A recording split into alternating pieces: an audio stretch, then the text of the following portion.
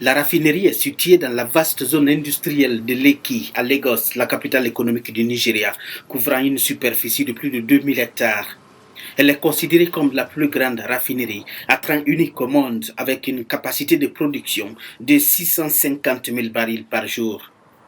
La raffinerie est alimentée par une centrale électrique de 435 MW et pourra, selon les experts, répondre à 100% aux besoins nigériens en produits raffinés et même produire un excédent pour les exportations.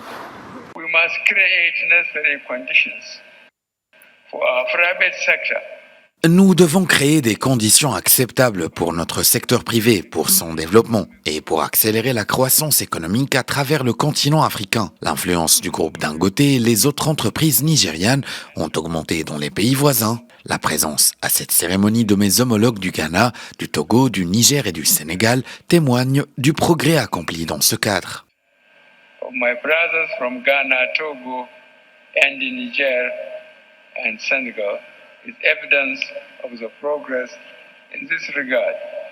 Grand producteur de brut, le Nigeria est dépendant des produits pétroliers raffinés importés en raison du manque de capacité de raffinage au niveau national. La raffinerie de Dangote doublera la capacité de raffinage du Nigeria et contribuera à répondre à la demande intérieure croissante de carburant. Si différentes personnes comme Dangote acceptent l'idée d'investir dans un secteur vital de l'économie pour améliorer la vie des gens, alors je pense que cela est hautement louable. Après tout, le gouvernement a été incapable de faire ce qu'il devait faire et il y a longtemps que ça perdure. Donc si les Nigérians en profitent, je ne pense pas que cela soit une mauvaise idée.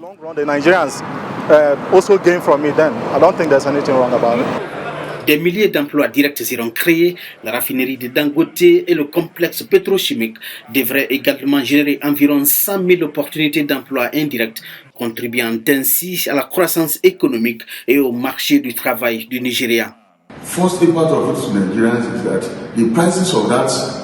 Le premier impact sur les Nigérians est que les prix du carburant ou les prix du gaz vont baisser et cela incitera même le gouvernement à supprimer les subventions car depuis plus d'une décennie, le Nigeria importe du carburant raffiné. Cela va aussi aider à générer des revenus supplémentaires pour le gouvernement. Actuellement, le Nigeria importe plus de 70% de ses produits pétroliers raffinés, ce qui en fait l'un des plus grands importateurs de produits raffinés en Afrique. Cette nouvelle raffinerie devrait changer la donne.